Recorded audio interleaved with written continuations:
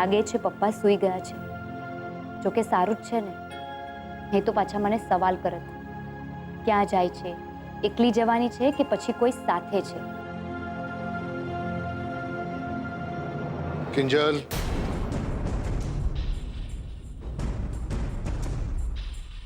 કઈ કામ હતું? તારા હાથમાં થેલો જોયો એટલે થયું કે બહાર જતી હોઈશ. હા એટલે તમને કહેવા જ આવી રહી હતી પપ્પા, પણ તમે સૂતા હતા ને તો તમને જગાડવાનું ઠીક ના લાગ્યું.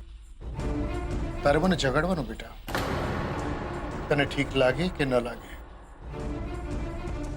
ક્યાં જઈ રહી છે? એ જ નવા ટી સ્ટોલની જગ્યા જોવા, પણ જૂની જગ્યા માટે તમે ના કહીને તો નવી જગ્યા જોવા જઈ રહી છું. એકલી? ના, રૂપેશ જીજુ છે ને બહાર ગાડીમાં રાહ જોઈ રહ્યા છે. તો હું જાઉં પપ્પા?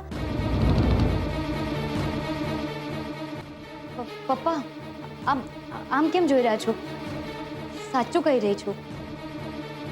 એવું હોય તો રૂપેશ જીજુ સાથે ફોનમાં વાત કરી લો.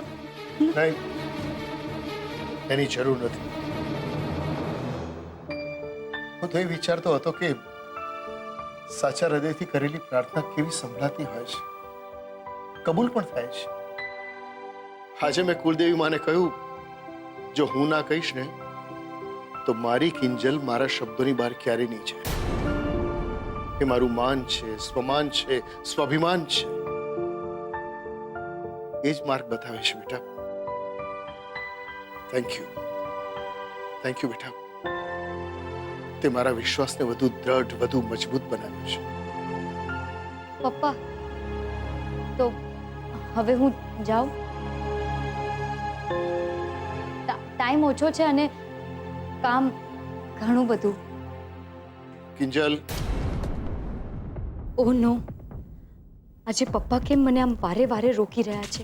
ક્યાંક એમને આઈડિયા તો નથી આવી ગયો ને કે હું એમની સાથે ખોટું બોલીને ઉત્કર્ષને મળવા જઈ રહી છું? હા પપ્પા. બેટા,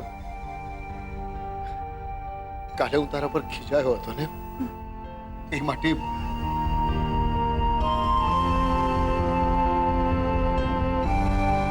all the best. Thank you પપ્પા. જય શ્રી કૃષ્ણ. જય શ્રી કૃષ્ણ.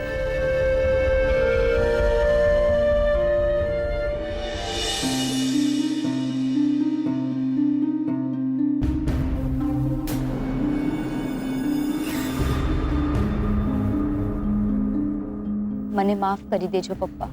હું તમારા વિશ્વાસને છેતરી આજે ફરી પાછી ઘરની બહાર નીકળી રહી છું. પણ પપ્પા, જેવો ટી સ્ટોલ ચાલુ થઈ જશે કે હું એ શુભ સમાચાર સાથે તમને બધી હકીકત કહી દઈશ અને મારા આ કર્યાની માફી પણ માંગી લઈશ.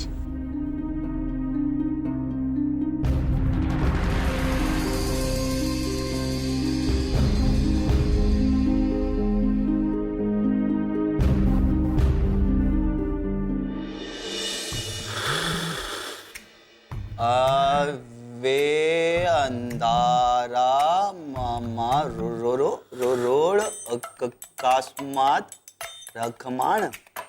ઓય, ઈ રમખાણ હોય, રમખાણ. અને જિંદગીભર ઊંધા ઊંધા કામ તો કર્યા જ છે, તો આ છાપું એ ઊંધું વાંચસ હે? અને મને એમ કે આ ઊંધું છાપું વાંચો, નવું નાટક શું છે? પપ્પા, હું તો ખાલી નાટકનો એક્ટર છું. અસલ રાઇટર ડિરેક્ટર તો તમારા પ્રભુ માસુભાઈ છે. હા, જેના મગજમાં સતત ઊંધા જ આઈડિયા આવતા રહેતા હોય છે. શું કહો છો રાઘવ દાસ? બાપને નામથી બોલાવે જ નાલાયક. રાહુલ, એ રાહુલ, સંભળાતું નથી તને? મારે આ રાહુલિયા ઊંધી ગંગા ઘરમાં ક્યાંથી આવી? અરે આ બુલેટ ટ્રેન ઘરમાં આમ ભડભડ કરતી આવી, ખબર નથી ઘરમાં પડી તારી માં ઓલી માલગાડી. હાય હાય. એ ખુશ્બુ, તું સવારમાં અમારા ઘરમાં શું કામ આવી? અને આવી તો આવી, પણ ઘરમાં બૂમ બરાડા કરવાની કોઈ જરૂર નથી. ઓ આંટી, મને પણ લાઉડ સ્પીકર બનવાનો કોઈ શોખ નથી. એ તમારા ઘરમાં ઓલરેડી એક છે જ. ક્યાં ગયા? હા, બહાર ગયા છે. હે?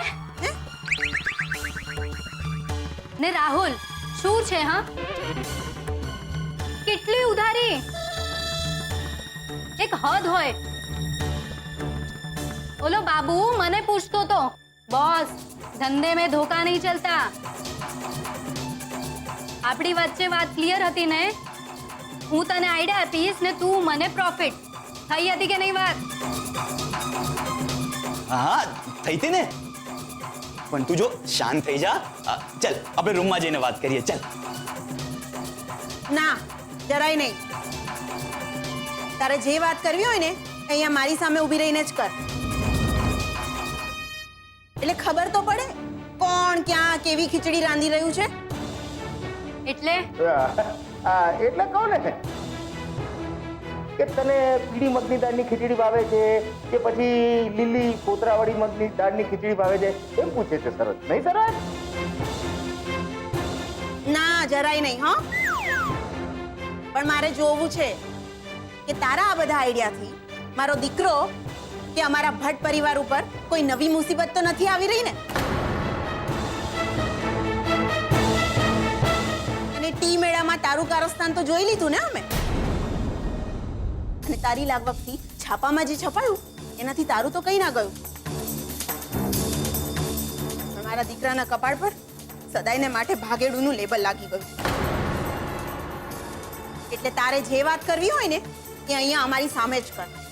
નહીં તો દરવાજો ત્યાં છે. આહાહાહા, દરવાજો ત્યાં છે. હું શું કામ ને જાઉં? હા, આઈડિયા દેવાનું કામ મારું છે. પછી કૂવામાં પડવું કે ન પડવું એનામાં બુદ્ધિ નથી. ને રાહુલ, આવા ફાલતુના વકીલ રાખવા કરતા ખિસ્સામાં પૈસા રાખ. સમજ્યો? મને મારા પૈસા જોઈએ, નહીં તો હું હમણાં જ બાબુને નહીં તો પોલીસને હમણાં ફોન કરીને બોલાવું છું.